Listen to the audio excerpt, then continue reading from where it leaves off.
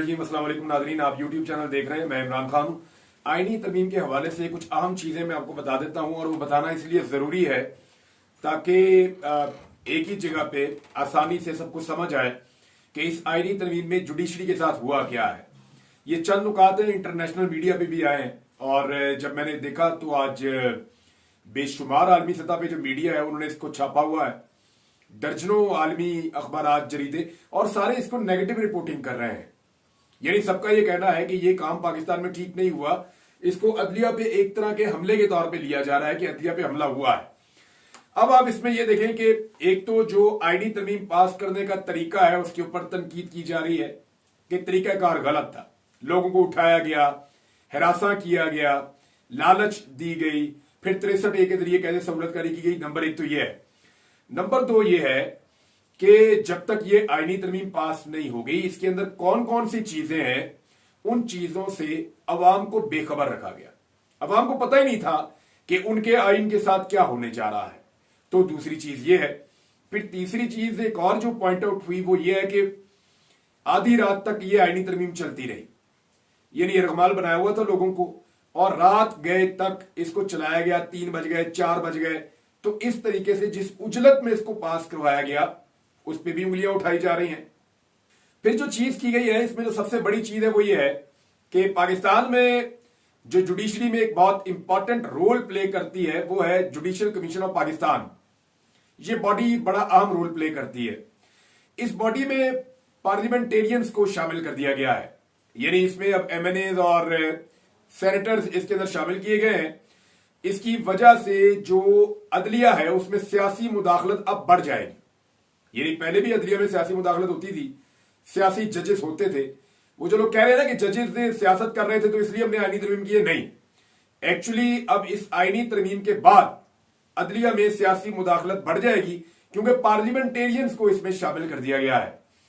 और आईनी बेंचों की तश्कील, यानी ये जो हाई कोर्ट के अंदर और सुप्रीम कोर्ट के अंदर आईनी बेंच बनाए जाएंगे, इनका सरबराह कौन होगा, इसमें कौन कौन से 4 जजेस शामिल किए जाएंगे हर अदालत में, ये जो बेंच है ये बेंच अब पार्लियामेंटेरियंस बनाएंगे। यानी यही कमेटी बनाएगी। तो पार्लियामेंटेरियंस फैसला करेंगे कि कौन कहां पे जज होगा। और देखिए पार्लियामेंट का काम क्या है? कानून साजी करना, आइन साजी करना।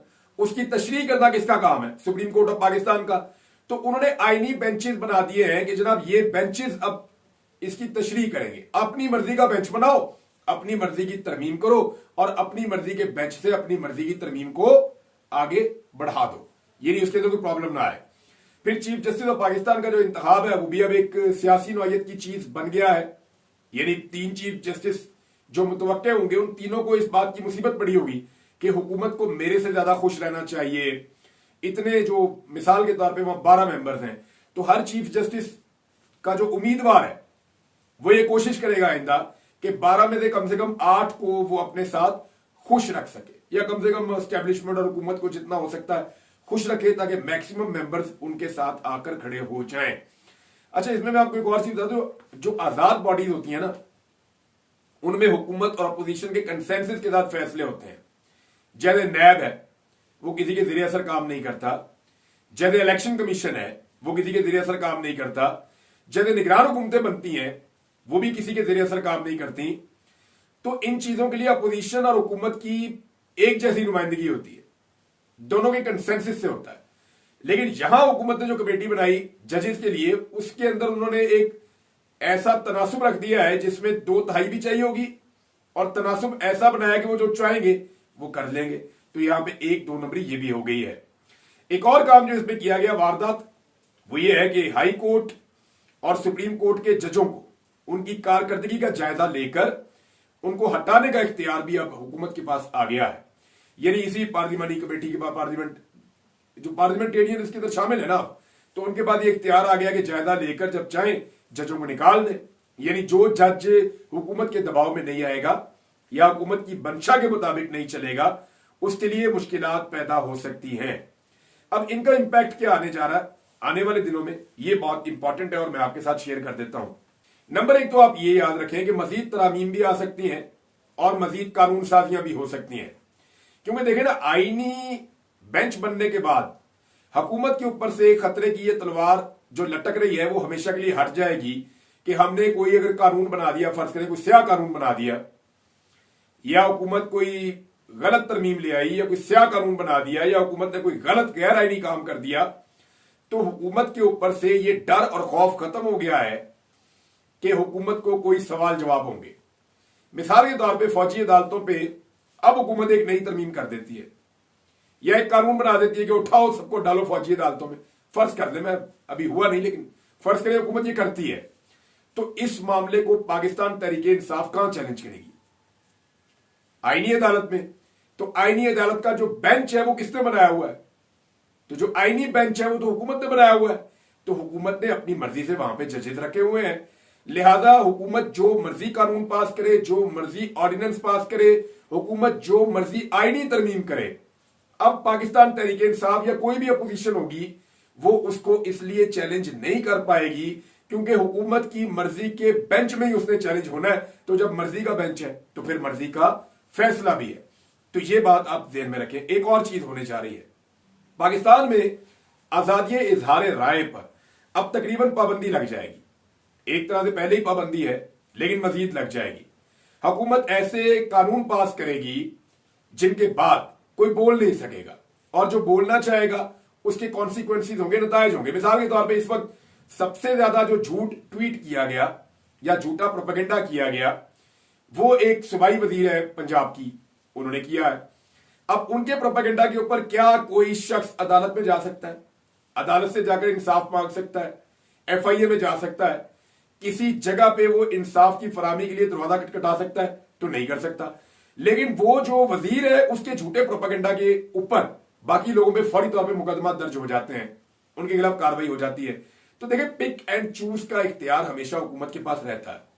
हुकूमत जब कवानीन बनाएगी आवाजों को घोंटने के लिए, लोगों के गले दबाने के लिए, आजादी धारे राय को दबाने के लिए, तो उस पर अमल दरामद के लिए वो सिर्फ उन लोगों को टारगेट करेगी जो हुकूमत पे तनकीद करते हैं, और जो लोग हुकूमत पे तनकीद नहीं करते वो जितनी मर्जी खिलाफ वर्जी करें उनके खिलाफ कोई कार्रवाई भी नहीं होगी, क्योंकि पाकिस्तान में रूल ऑफ लॉ नहीं है, यहां पे पिक एंड चूज होता है। तो आजादी इजहार राय को और जमहूरी हक जो लोगों के हैं उनको दबाने की मुकम्मल तैयारी की है। फर्ज करें कि पंजाब हुकूमत एक लॉ पास कर देती है, और पंजाब हुकूमत का लॉ ये होता है कि जी अब पंजाब में कोई भी एहतजाज कर ही नहीं सकेगा जब तक ये इलेक्शन से 2 महीने पहले तक का टाइम नहीं आ जाता। यानी जब इलेक्शन आएगा तब आप एहतजाज करेंगे, उससे पहले आप एहतजाज कर ही नहीं सकते।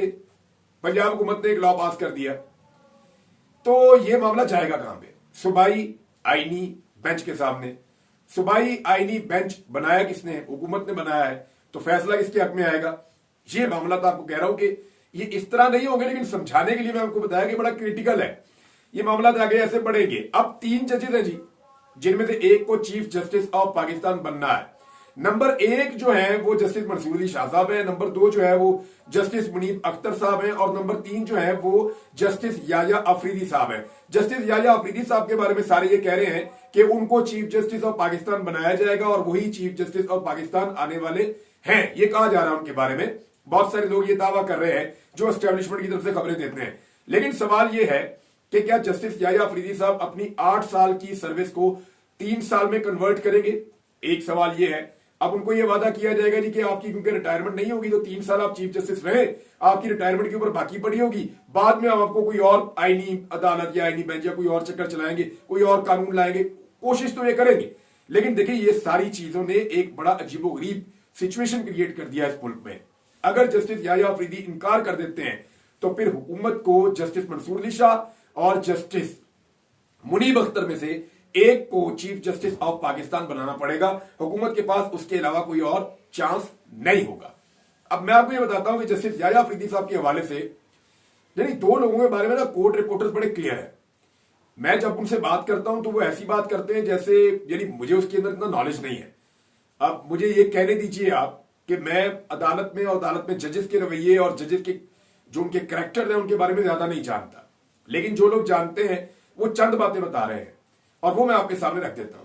नंबर 1 वो ये कह रहे हैं कि जस्टिस याया अफरीदी साहब से बिल्कुल आप ये उम्मीद कर सकते हैं कि वो ये कह दें कि जनाब मैं चीफ जस्टिस ऑफ पाकिस्तान नहीं बन रहा, मैं माजरत चाहता हूं, मैं जब मेरी बारी आएगी मैं बाद में बन जाऊंगा। मुमकिन है वो ये कर दें, नंबर 2, वो ये कह रहे हैं कि जस्टिस मंसूर अली शाह साहब इतनी बड़ी चट्टान है हुकूमत के सामने खड़ी हुई, उसको हटाना आसान नहीं है। उसके बारे में मैंने उन्हें कहा जी अब तक किया क्या जस्टिस मंसूर अली शाह साहब ने? अब तक इतनी सारी चीजें हो गई हैं, इतनी गैर आईनी चीजें हो रही हैं, इतनी जुल्म और ज्यादती खुल के हो रही है, तो मंसूर अली शाह साहब ने या बाकी जजेस ने क्या किया? तो उन्होंने कहा जी आप अभी जानते नहीं हैं, जस्टिस मंसूर अली शाह साहब बहुत मजबूत हैं और पूरी जुडिशरी उनके पीछे खड़ी हुई है। ये क्लेम कर रहे हैं बहुत सारे जर्नलिस्ट, बहुत सारे वकील, और वो ये कहते हैं कि जस्टिस मंसूर अली शाह ही चीफ जस्टिस बनेंगे। और जिन लोगों का ये दावा है या जिन लोगों की ये ख्वाहिश थी कि इस तरमीम के जरिए से अदलिया को कमजोर करें, तो वो इसमें कामयाब नहीं होंगे। ना सिर्फ justice Mansoor Ali Shah chief justice बनेंगे, बल्कि वो एक मजबूत चीफ जस्टिस भी होंगे। ये दावे फौज चौधरी साहब ने भी कहा अभी, और जर्नलिस्ट है वो भी ये कह रहे हैं, जो कोर्ट रिपोर्टिंग कर रहे हैं वो भी ये कह रहे हैं, और बार बार ये बात सामने आ रही है।